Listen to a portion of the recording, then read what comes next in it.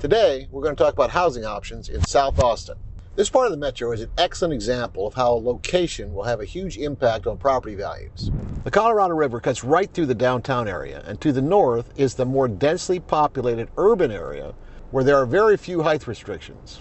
Most of these buildings were built within the last 15 to 20 years, and sometimes it seems like there's an endless flow of new projects breaking ground that will continue to reshape that skyline. Now compare this to the area south of the river, and you'll quickly see there are distinct differences.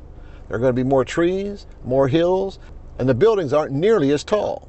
Couple that with things like Zilker Park and the Ann and Roy Butler hike and bike trails, and you have an area that does not have the same urban feel as those densely populated high-rise apartments and condos north of the river, but you are literally walking distance to the downtown area across any one of the pedestrian bridges. Another thing about South Austin is the vibe. This is the area that originally gave Austin its cool factor. This is South Congress, and you'll notice some of these buildings are over 100 years old. Back 40 or 50 years ago, this is where the artists and musicians shaped Austin into that mecca for all those creative types. In the last 20 years or so, it's been attracting more affluent homebuyers, and they are transforming the older neighborhoods in South Austin into something totally new. It's an area that everyone wants to live in, but it's also one of the most difficult areas in the entire metro to come up with an accurate idea of market value.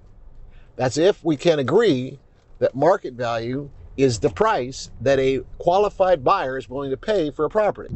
It might be helpful to think of it in three sections. First, the area between Mopac and 35, south of downtown, but north of 290 and 71.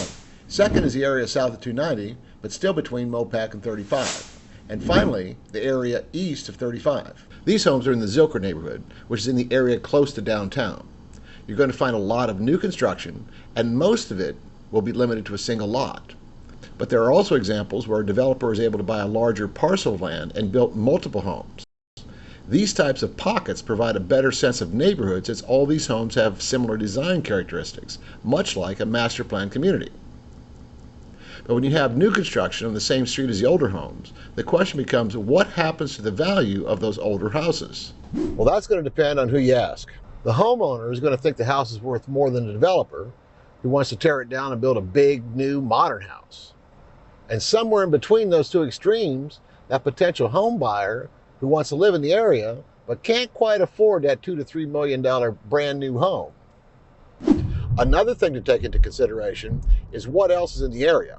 Even on a street like this, where the majority of the homes are new, what are those B and C class apartments a couple of blocks away due to the long-term home values? Now, if you did buy a house like that, you're probably going to assume that those apartments will eventually be renovated. But there is no guarantee when or if that actually will ever happen. If the prices in the areas closer to downtown are too high for you, you might take a look in the area south of 290.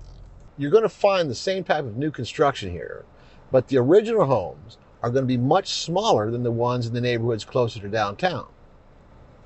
A nice remodel here will be listed at $600,000 to $800,000 range. And if you find an older home that's waiting for you to remodel it, then you're probably looking at between $400,000 to $500,000. For that kind of money, another option would be to look east of 35, a little further south. There you could buy a brand new home from one of the national builders. Some of those floor plans start in the low 400s. Now, the final thing to keep in mind is that over the last couple of years, there are a lot of people who have probably overspent in this area. They are slowly coming to realize that what they think their house is worth and what a buyer is willing to pay for that house are often two very different numbers. We are in a period of readjustment, and I can point to things like lower number of transactions, declining median prices, and a larger number of homes sitting unsold for longer periods of time. And I'm also starting to see examples of lenders taking possession of a construction project and trying to sell a partially completed house or condo. Now, even though there's a lot of uncertainty in today's housing market, there's also a lot of opportunity. But that's going to depend on what you think is coming next.